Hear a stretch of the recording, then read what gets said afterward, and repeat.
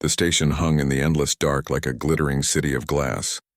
Lights flickered across its surface, 1,000 windows and ports glowing against the black void.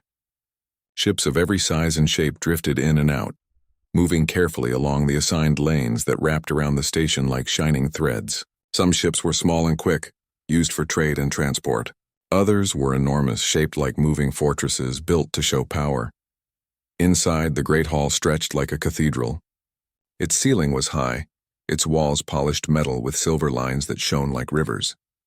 Flags of dozens of species lined the chamber, each showing different colors, patterns, and strange symbols. At the center was a circular platform, wide enough to hold hundreds of beings at once. This was the assembly chamber, where the races of the galaxy gathered to speak, argue, trade, and sometimes threaten. Humanity was still new to this place. Only 50 years ago had humans first arrived in faster-than-light ships. Compared to the ancient empires around them, humans were children, energetic, curious, and bold, but still inexperienced. Many older species ignored them, seeing them as small and unimportant. Others were polite but distant, treating humans as newcomers who did not yet understand the galaxy's balance of power. But the humans were present anyway. They came with their delegation, a small group of diplomats, scientists, and observers. They wore neat uniforms of deep blue and silver, the emblem of Earth stitched onto their shoulders.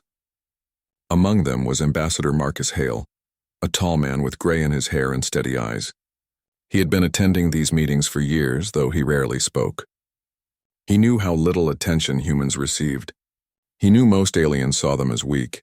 This day was no different, at least at first. The chamber filled with voices as the meeting began. Alien tongues rose and fell, sometimes harsh, sometimes musical. Translators carried the words into the ears of each delegate. The topics were endless: border disputes, trade agreements, technology sharing, and security against pirates.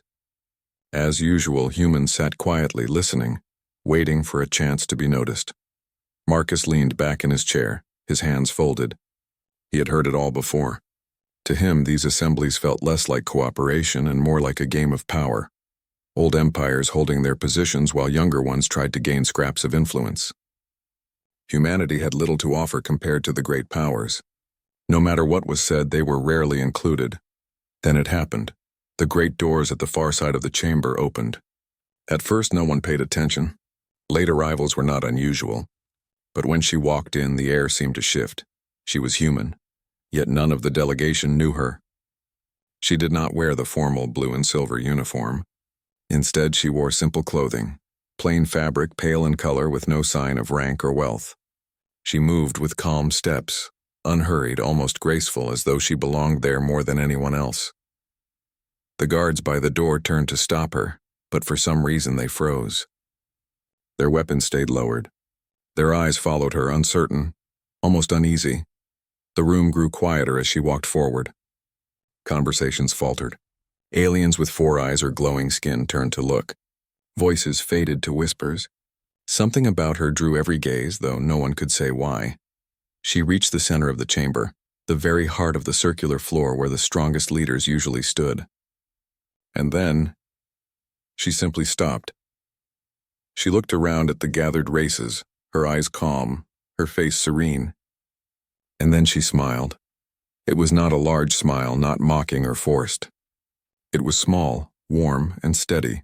That one gesture struck the entire hall like a silent wave. The humans in the delegation blinked in surprise. They whispered among themselves, asking who she was, how she had entered, and why the guards had not acted. But more than that, they felt something strange. An instinctive pull, as if her presence meant something important was about to begin. The aliens reacted differently. For some, the smile looked like a threat, teeth bared in warning. For others, it looked like pity or trickery. Still others could not read it at all, and their confusion only deepened their unease. Few alien races used facial expressions the way humans did. To them, her action was unfamiliar, mysterious, and unsettling. The noise in the chamber stilled until there was silence. Marcus sat frozen in his chair. He had spent years in this chamber, always watching humanity ignored. Yet never before had silence fallen like this, not for a king, not for a general, not for a fleet commander. Only for this unknown woman who did nothing more than stand and smile. "Who is she?" whispered one of the human aides. Marcus shook his head slowly. I don't know. The alien presiding officer, a tall being of glass-like skin that glowed faintly blue, finally spoke. Its voice was soft but carried through the chamber. Human, it said carefully. You enter without permission. State your name. State your purpose. The woman tilted her head slightly, her smile unchanged. When she spoke, her voice was clear and calm. I am here to ask you a question. Her words carried across the chamber. But what made every being lean forward was not the sentence itself. It was the fact that each one heard her in their own tongue. Every alien, no matter the species, no matter the language, heard her voice perfectly in the words of their people. No translator device lit up, no signal transmitted. She spoke once, yet all understood. Even Marcus felt his breath catch. That was impossible. Translation required technology. No human could speak every alien language. The chamber erupted in murmurs and exclamations. The presiding officer raised a hand, calling for quiet. Its glass-like face showed no expression, but its glowing body pulsed with unease. What question? It asked. The woman's smile grew only a little, her eyes steady. Do you understand why humanity smiles? The words fell into silence again. Some aliens blinked, confused. Others frowned or hissed softly in their native ways. The question made no sense to them. To many species, a facial gesture was meaningless. To others, a display of teeth meant aggression. To still others, the act of moving lips and cheeks in that way was simply strange. What nonsense is this? One alien leader barked. His body was armored in natural plates, his eyes glowing red. This is not the place for riddles. The woman only turned her head slightly, looking at him without fear. Her smile did not fade. It is not a riddle, she said softly. It is the truth you have never asked. Marcus felt his hands tremble slightly. He could not explain it, but her words reached deep inside him. He had lived long enough to know how humans smiled at weddings, at victories, at reunions. But he also remembered how they smiled in hospitals during hardship, even at funerals.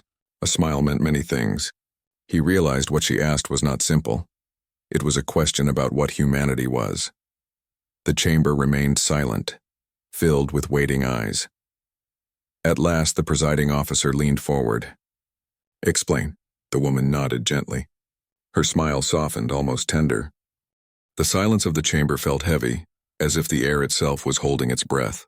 Hundreds of eyes, glowing or dark, large or small, fixed upon the human woman who stood in the center. She smiled calmly, as if the attention of empires and species meant nothing to her. Ambassador Marcus Hale could not look away. His mind tried to explain what was happening, but no reason came. A stranger, a human they did not know, had walked into the most guarded hall in the galaxy, spoken every language without aid, and now stood there asking the most unusual question. Do you understand why humanity smiles? The presiding officer leaned forward on its glass-like seat, its body glowing faintly. Explain yourself, it repeated, its voice careful and restrained. You say you bring a truth. Then speak it. The woman nodded gently, her smile soft and unshaken. A smile, she began, is not just one meaning. It is many. It is hope when hope is small. It is kindness when words cannot reach. It is courage when fear surrounds. And it is defiance when everything tries to break you. Her words carried across the chamber like a quiet song. The aliens shifted, some whispering through translators, others clicking or hissing in doubt. Many looked confused. A few looked uneasy. The armored alien with red glowing eyes let out a sharp laugh, a sound like metal grinding. Meaningless gestures, he said. Teeth and lips. Nothing more. The woman turned her gaze to him, still smiling. Then tell me, she asked softly, why are you afraid of it? The alien stiffened. His red eyes narrowed, but he said no more. Murmurs spread through the hall. Marcus felt a shiver. The woman's voice was not loud, yet every word struck with precision. It was as if she spoke directly to the heart of each listener. Many of you, she continued, looking slowly around the chamber, see humans as weak. You think strength is in weapons, ships, and armies. You think power is in empires that last thousands of years. But humans smile because strength is also in something else. We endure, we hope. We carry light even into darkness. The presiding officer tilted its glowing head. Hope, it repeated. The word sounded strange in its crystal-like voice. Yes, she said gently. Hope, a thing unseen yet alive. When storms come, we smile to each other and say, "We will survive." When sorrow comes, we smile to give comfort, even as our hearts ache. When enemies strike, we smile to show we will not bow. That is why we smile. It is our way of saying we are not broken. The chamber was still again. The weight of her words pressed down not as command but as truth. Marcus felt his chest tighten. He remembered long years on Earth, moments when people had smiled through struggle, families who had lost homes but still shared laughter, soldiers who smiled at each other before battles they knew they might not survive, children who smiled even when hungry, just to give their parents strength. He realized she was right, yet many aliens were unconvinced. "This is weakness," declared a tall figure with 4 arms and skin like stone. To hide fear behind smiles is deception. It shows fragility, not strength. The woman shook her head softly. It is not hiding fear. It is standing with it and still saying, "I will not surrender." A ripple moved through the crowd. The presiding officer's glow pulsed brighter. "Why do you speak this here, human? Why bring this before the assembly?" The woman's eyes swept across the chamber. Her voice grew steady, carrying a quiet power. "Because you all fear humans for the wrong reasons or do not fear us at all.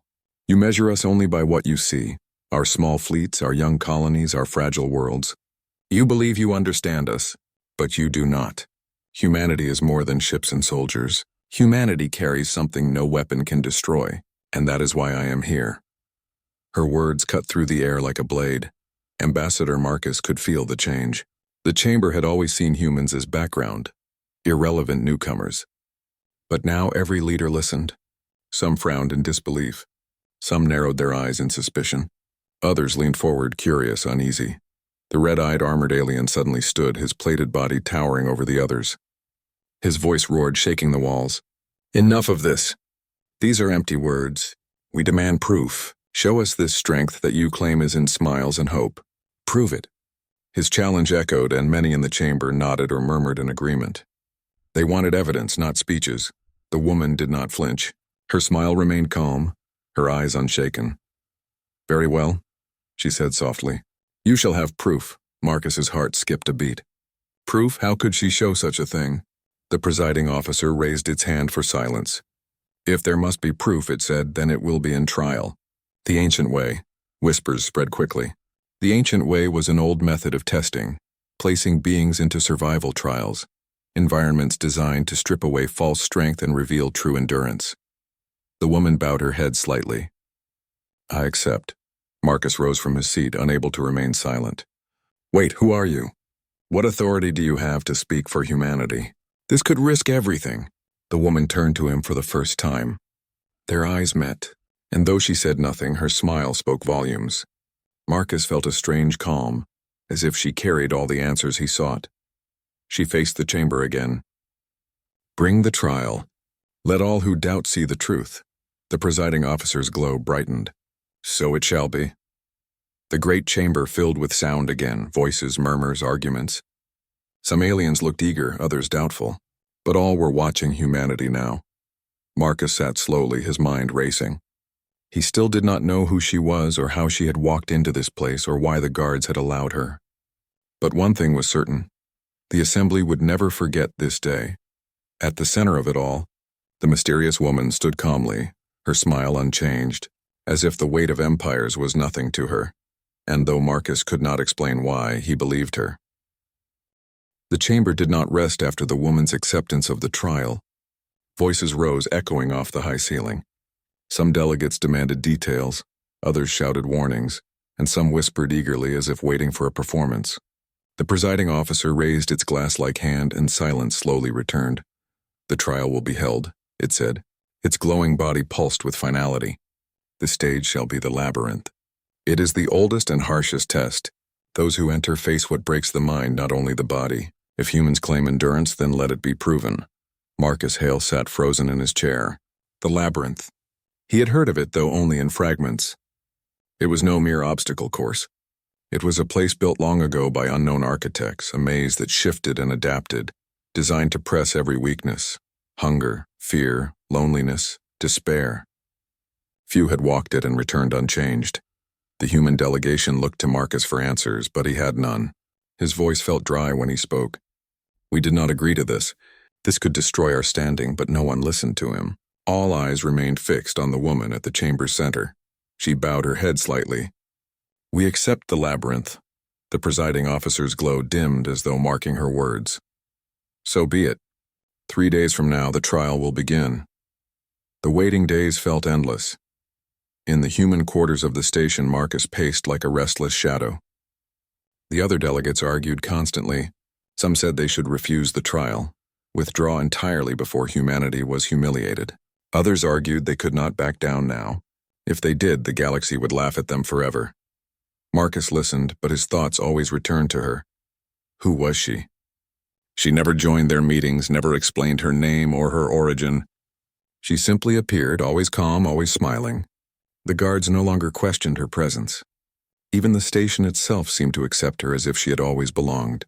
When Marcus finally approached her, she stood by a window, gazing at the endless stars beyond. "Why?" he asked quietly. "Why accept such a trial?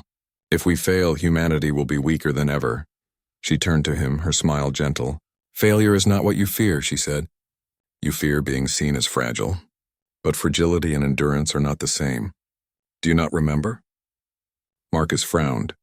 "Remember what?" Her eyes softened. "Your people have always endured. Fire, famine, war, storms, you survived. Even when no reason remained, you smiled. Do you not trust them to do the same now?" Her words struck him deeply. He wanted to argue, to demand answers, but no words came. Instead, he felt the strange calm that always followed her. Against his will, he began to hope. The day of the trial arrived. The assembly gathered in a great viewing hall, vast and dark, with walls of clear glass-like material. Through it, they could see the labyrinth, a vast shifting structure suspended in an artificial void. Its walls were black stone that moved slowly, sliding into new shapes, corridors shifting, paths vanishing. Lights flickered inside like stars swallowed by shadow. The presiding officer spoke for all. "The labyrinth awaits. Enter and prove." The woman stepped forward with calm steps. To Marcus's shock, she was not alone. She had chosen others. Ordinary humans from the delegation, not soldiers, not trained explorers. A young aide named Clara, a translator named Yusuf, and even a scientist named Elena with weak legs that required support braces. None of them looked ready for such a trial. Marcus almost shouted, but the woman glanced at him once, and he fell silent. "Together," she said softly, "we enter." The gate opened, and they stepped into the labyrinth. The first thing they felt was the cold. The air inside was sharp, biting. The walls loomed high, black stone with faint patterns glowing like fading embers. The ground shifted under their feet, sometimes stone, sometimes dust. Above them, the ceiling was a shifting swirl of shadow, moving like smoke. Clara shivered. "It feels wrong." Yusuf touched the wall, then pulled his hand back quickly. "It moved," he whispered. The woman simply smiled. "Do not fear. The labyrinth tests, but it cannot erase who you are." They began walking. The corridors twisted endlessly. Sometimes they led to open spaces filled with silence. Sometimes they led to dead ends where the walls closed like jaws. Hunger pressed on them faster than it should have, their bodies tiring more quickly than normal. The labyrinth was more than stone and shadow. It was alive, pressing against their minds. Marcus, watching from the viewing hall with the rest of the assembly, clenched his fists. He could see every step on the projected screens, every shift of the maze. His people looked small, fragile, moving through endless darkness. The alien leaders whispered among themselves, some predicting failure within hours. Inside, the humans pressed on. Clara stumbled once, her voice breaking. "We're lost. We'll never get out." The woman touched her shoulder gently. Her smile was soft, steady. "We will, do you not see? Even now you walk. You still breathe. That is hope." Clara wiped her tears and nodded weakly. Hours turned into longer hours. The group grew weary. Elena's legs trembled with pain and Yusuf almost collapsed from exhaustion. Yet each time one faltered, the woman was there, smiling, not mocking, not forced, but like a lantern in the dark.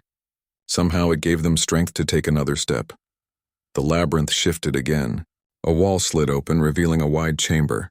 In the center lay visions, illusions designed to break spirits. Clara gasped as she saw her family, calling to her, begging her to leave the trial. Yusuf saw riches, treasures beyond imagination offered if he turned back. Elena saw herself walking strong without braces, her body healed. They froze, torn. The woman stepped into the illusions calmly. The images flickered around her, trying to catch her in their trap, but her smile never faded. "These are shadows," she said gently. "Smiles are not for shadows. Smiles are for truth." Her words shattered the illusions. The chamber went dark again. The humans breathed heavily, shaken but still together. Marcus leaned forward, his heart pounding. He could hardly believe it. Ordinary people, untrained, were surviving the labyrinth longer than most warriors from other races. Not because of weapons, but because they refused to surrender. More hours passed. Hunger gnawed. Thirst burned. Fear whispered in their minds. The labyrinth showed them storms, collapsing walls, endless dead ends. But they kept moving. At last, Elena collapsed completely, her legs failing. Yusuf tried to lift her but had no strength left. Clara sank beside them, whispering that it was over. The woman knelt in the dust, her smile soft, her voice steady. "Look at me," she whispered. "Do you see? You are not broken. Not yet, not ever. Even here you smile. Even here you endure." And slowly, painfully, they did smile. Weak, trembling, but real. Something in the labyrinth shifted. The walls groaned. A path opened ahead, glowing faintly. They rose together. Step by step, leaning on one another, they walked toward the light. In the viewing hall, silence fell again. The assembly watched, stunned, as the humans walked out of the labyrinth's final gate. Weak, trembling, but smiling. They had not conquered the maze with force. They had endured it with will. The presiding officer's glow pulsed, uncertain. The red-eyed armored alien scowled. But even he could not deny what he had seen. Marcus exhaled a breath he had not realized he held. His heart swelled with pride. They had done it. Humanity had done it. At the center of it all, the mysterious woman still stood smiling, calm, gentle, unbroken. And in that moment, Marcus knew. The galaxy had changed forever. The labyrinth gates closed behind the humans, and the silence in the assembly viewing hall was deep. No one spoke. No one moved.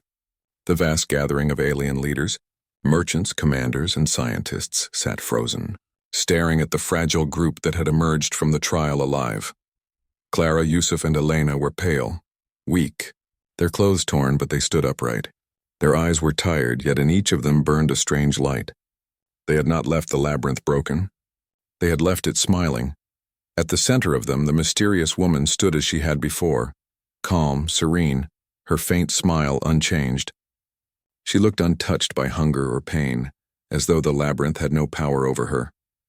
Ambassador Marcus Hale felt his heart pound.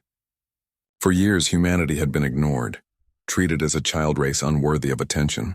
Yet here, before the eyes of the entire assembly, humans had endured what had broken many others. The truth of their resilience could no longer be denied, but silence did not last forever. The red-eyed armored alien stood abruptly, his massive frame towering over the seats around him. His voice roared like iron breaking. "This proves nothing," he shouted. His plates rattled with fury. "The labyrinth is trickery, shadows and illusions. Nothing of real strength was shown. Endurance of fear does not make a species powerful. It makes them desperate." Murmurs spread across the chamber. Some nodded in agreement, others shook their heads. The debate began before the presiding officer could restore order. The humans survived longer than expected.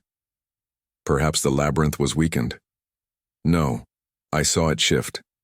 I saw the illusions. They endured what others could not. Enduring is not victory.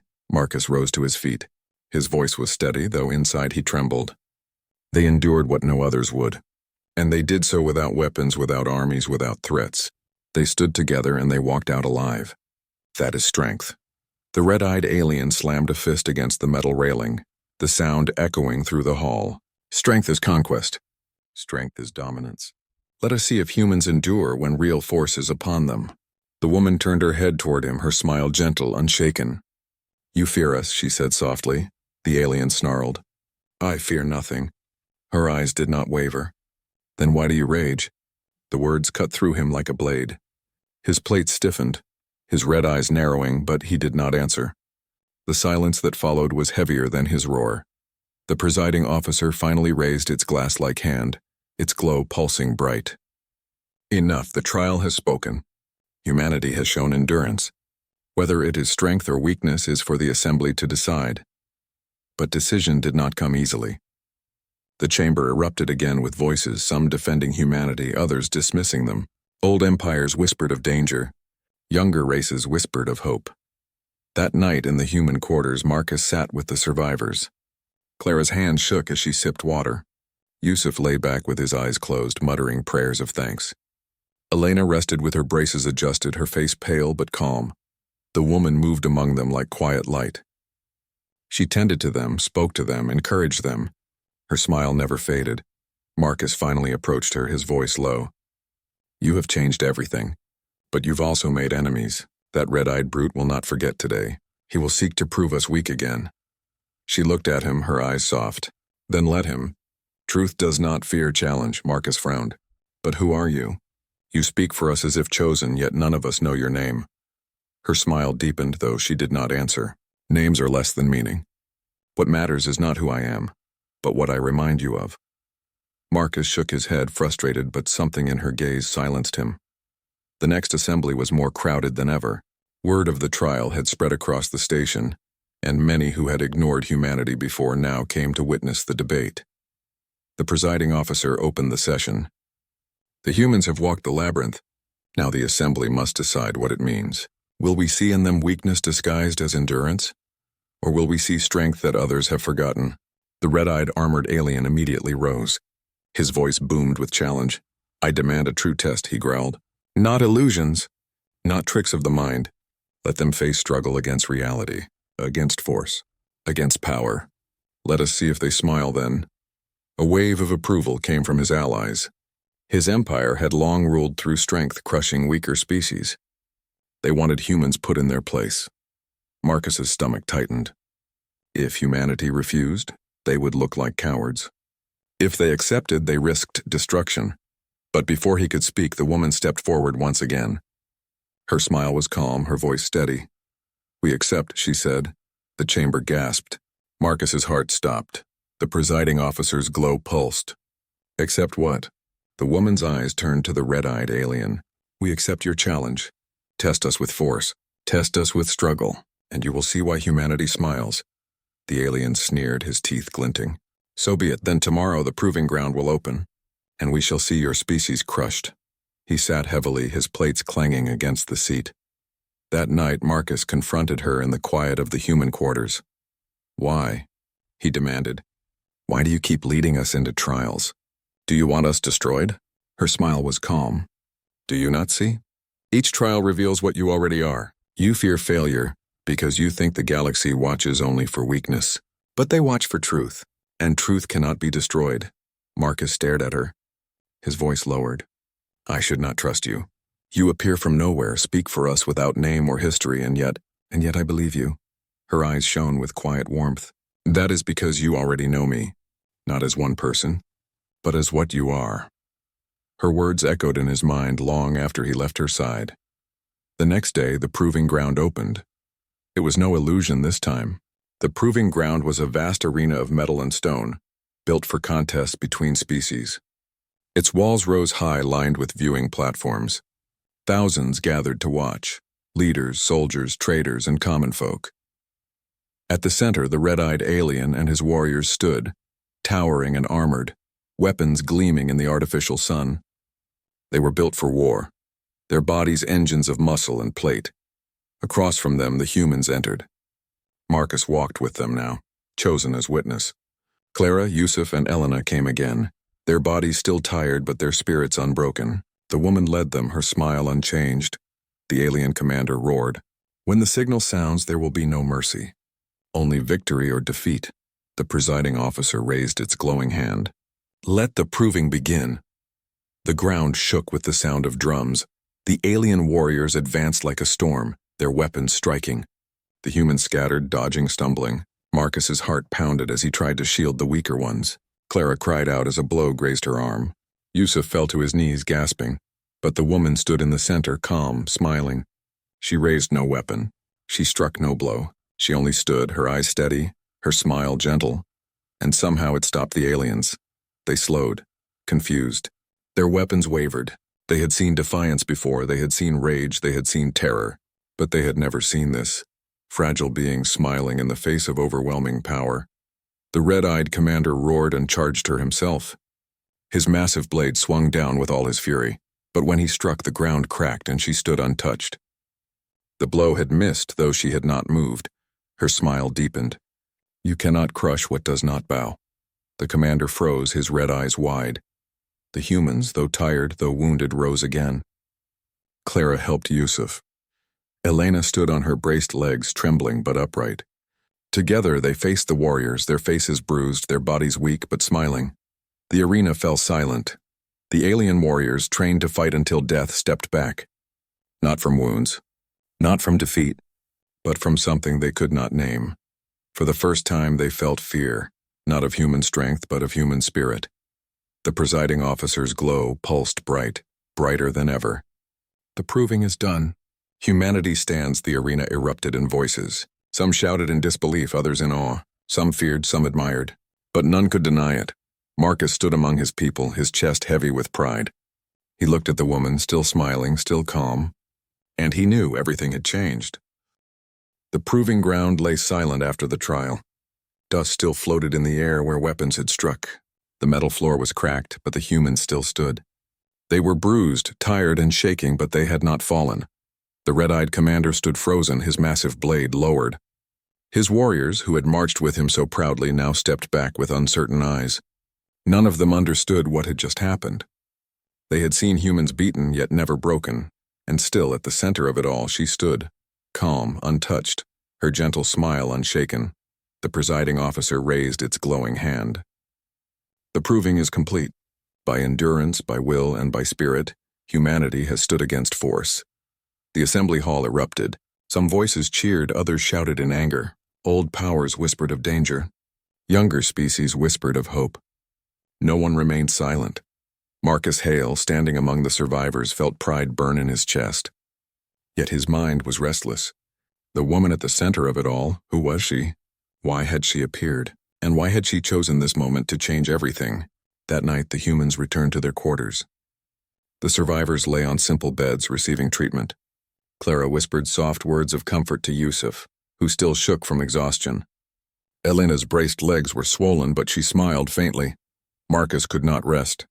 He sat opposite the mysterious woman, his hands pressed together, his eyes locked on hers. "You've led us through every trial," he said slowly. "You've spoken for us when no one else dared. And you've made enemies as well as allies. But I cannot ignore this any longer. Who are you?" She sat quietly for a moment. Then with that same calm smile she answered, "I am what you needed me to be." Marcus frowned. That is no answer. Her eyes softened. "When you walked into the labyrinth, you feared being forgotten. When you faced the warriors, you feared being broken. I came as the reminder of what you already are. Strength in weakness, light in darkness, hope in despair. That is why I smile, Marcus, because I see it in you." Marcus felt his throat tighten. He wanted to argue, but the weight of her words pressed against him like truth he had always known. The next day, the assembly gathered again. Every seat was filled. The station shook with the hum of countless voices. Species from across the galaxy had come to hear the final decision. The presiding officer's glow dimmed and brightened in slow rhythm.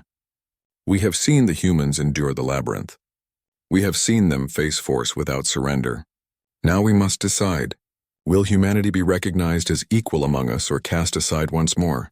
The red-eyed commander rose, his voice heavy but less certain than before. "They are stubborn, yes. They endure. But endurance is not victory. They cannot conquer.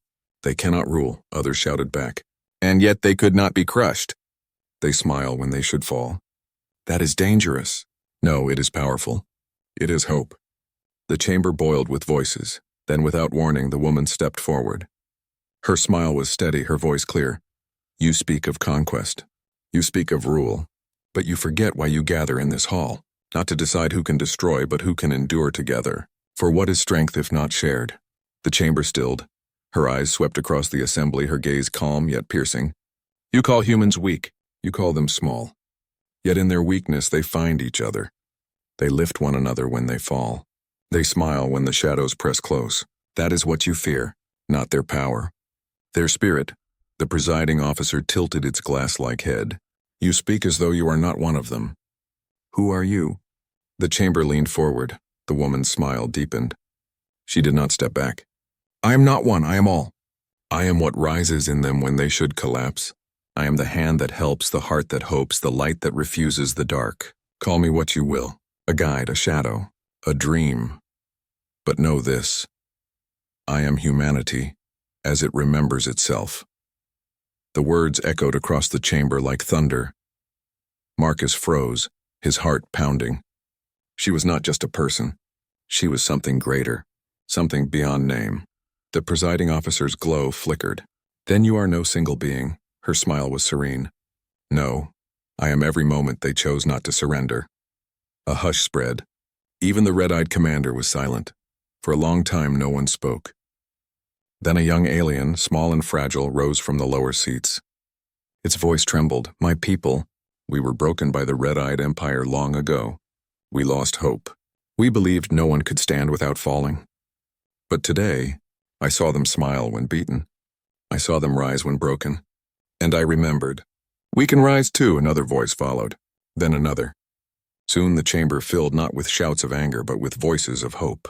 Species long forgotten spoke of their own endurance, their own hidden strength. The presiding officer raised its hand once more. Its glow pulsed bright, brighter than the suns of the station. Then the decision is made. Humanity shall not be ignored. Humanity shall be recognized, not because of power, not because of conquest, but because they remind us of what strength truly is. The chamber erupted, not with division, but with something rare. Applause. Agreement. In the quiet after, Marcus found himself standing beside the woman. The survivors were resting. The assembly was dispersing. The galaxy was changed. He looked at her, his voice low. Will you leave us now? Her smile was gentle. You do not need me to stay. His chest tightened. But what if we falter again? What if the galaxy turns against us? Her eyes shone like distant stars. Then remember, strength is not in never falling. It is in rising again. Smile when the darkness comes, Marcus. That is enough. She turned to walk away. Marcus reached out, but his hand froze. He could not stop her. He could only watch. Step by step, she moved through the station's light. Her figure grew faint, her smile the last thing to fade, and then she was gone. Marcus stood alone, yet not empty. Her words lingered. Her smile remained in his memory.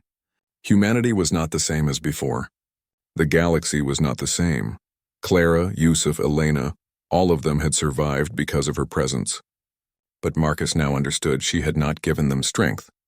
She had only reminded them of the strength they already had. When the history of this day would be told, it would not be written as the triumph of one woman.